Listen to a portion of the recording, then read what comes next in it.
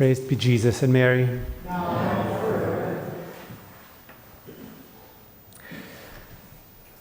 The first lines, the first words of the first gospel, so the very beginning of the good news of the incarnation of God, is the genealogy of our Lord. The story of how Christmas happens focuses on its happening in the family and how it affects the family. So this genealogy at the beginning of the very first gospel is a very intentional genealogy. And one of the intentions is to show again, and I repeat myself, how Christmas happens in the family. In fact, in a chain of families, some of them very dysfunctional. But it culminates in a healthy, holy family that our Lord chooses for himself, a family where he wishes to become man. Christmas happens in a family and it heals the family.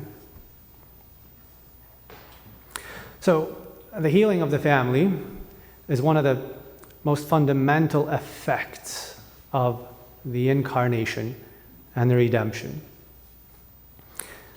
If you read the genealogy carefully and you look up some of these names, whenever a woman is mentioned, there's a problem. There's something wrong. There's some violation of God's law, or something at least unexpected.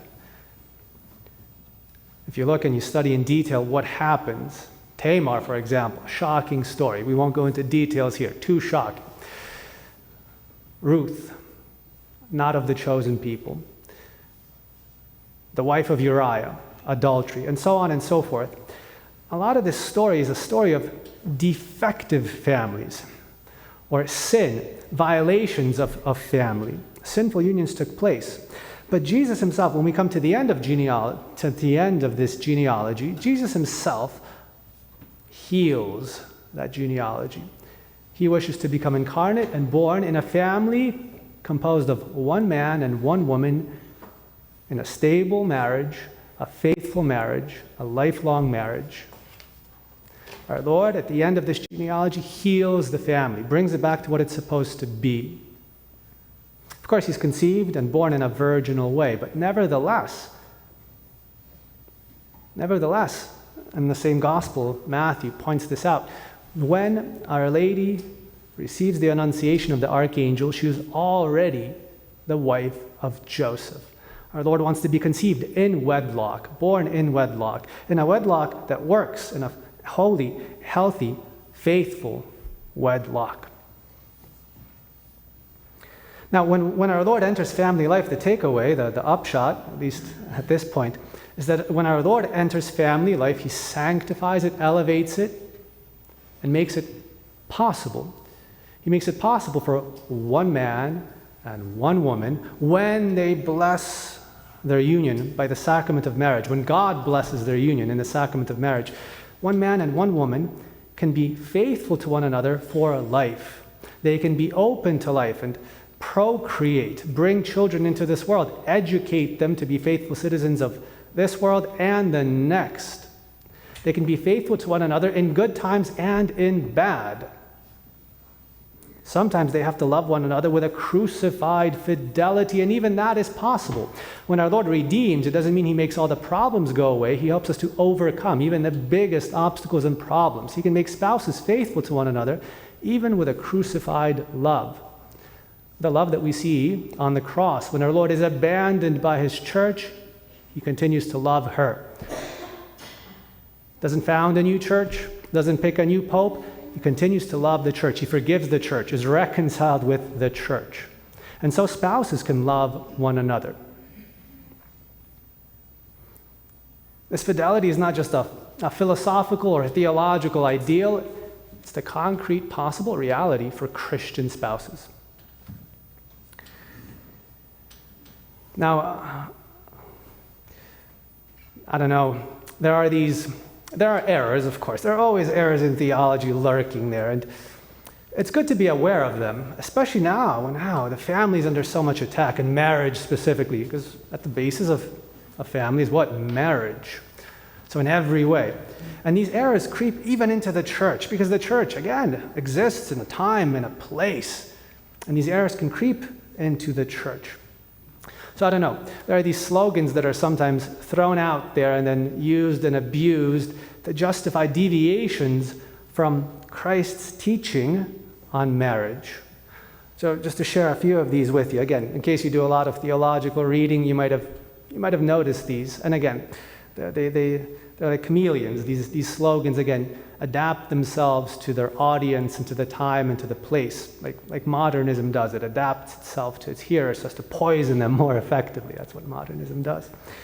Or maybe you've never heard these, but okay, I'll just mention them so as to be, so that to equip you, so to speak, so as to know them as dangers when you hear them. So sometimes the slogan is used, we cannot go backwards into false securities of the past. And that's true. And I would say that we have to use that slogan well. We cannot go back into the false securities of the past previous to the incarnation. When spouses could say to one another, if it doesn't work out, honey, I can write you a bill of divorce. Moses allowed it. We can't go back to these false securities of the past. You can't build family on that false security. Our Lord healed that disorder, or remarriage, or adultery, or fornication, or contraception. We cannot go, that's previous to the incarnation, when families were crippled by these sins that they couldn't overcome precisely because the incarnation had not yet taken place. The grace was not yet there. There is no security in these things, in these sins. Divorce, remarriage, adultery, fornication, contraception, whatever it might be, homosexuality too, rampant in the pagan world. There is no security, there is no salvation in them. Next slogan that's sometimes used, well, we have to be open to the surprises of God. And that's true. God surprises us. The surprise is that family happiness is possible without these sins. Surprise! People don't have to divorce and remarry to be happy. Be surprised. That's the amazing good news. People don't have to fornicate before marriage, commit adultery outside of marriage. People don't have to look at whatever. People don't have to get a university degree to figure out what their gender is. Surprise, it's simpler than that. Husbands and wives can be happy in their marriage and even happier without contraception, etc., etc. Again, maybe you'll hear this slogan. Again, I just use it rhetorically. It's a rhetorical tool. State the error to point out the truth. Another one you might hear, we must always walk forward into the future, not become nostalgic and rigidly stuck in the past. True. We cannot be stuck in those self-constructed boxes of the past in which the men and women of the old covenant were totally stuck, rigidly stuck. We are no longer stuck in those boxes. Before the incarnation, family chaos reigned. We must leave that chaos, not be nostalgic about it. How good it was under Moses, people could divorce. No, it wasn't that good. If you lived there, you would find out. Another error. Well, marriage as described by Christ, it's a beautiful ideal. We have to look at it, admire it. Don't you dare speak against it, but just leave it on a shelf like a museum exhibit. It doesn't really have anything to do with real life. It's an artifact, a beautiful piece of art. Don't touch it, right? If you go to a museum, the precious works of art are roped off. Don't get too close. Don't touch it. Admire it. In the end, that's what marriage is. Then the real possibilities of human persons are not up to that ideal. So people will live in adultery, and they'll fornicate, and they'll commit sin, and God doesn't expect any more from them. God doesn't expect people not to commit adultery. God doesn't expect people not to fornicate, not to contracept. God doesn't expect this ideal. He wants you to look at it on a wall and not touch it, and then he wants you just to give what you concretely can give. And to that, by the way, I'll quote one pope here because I kind of set this up on purpose, because John Paul II says, it would be a very serious error to conclude that the church's teaching is essentially only an ideal, which must then be adapted, proportioned, tailored graduated to the so-called concrete possibilities of man. And then the Pope rhetorically asks, well, what are the concrete possibilities of man? Okay, if we're going to enter into this question, what is man concretely capable of? And which man are we speaking of? Are we talking about man dominated by lust, the pre-redemption, the pre-incarnation mankind? Or are we talking about man redeemed by Christ? Because this is what is at stake, he says, the reality of Christ's redemption. Christ has redeemed us. This means that he has given us the possibility of realizing the entire truth of our being, not just knowing that truth, not just contemplating it in a book, the gospel. How beautiful would it be if we could actually live that? But we can't. We can't. No, Christ gives us the possibility to live what he teaches. And he expects that of us, as a good father expects the best from his children and gives us the grace necessary to live up to that expectation. Christ has set our freedom free from the domination of concupiscence.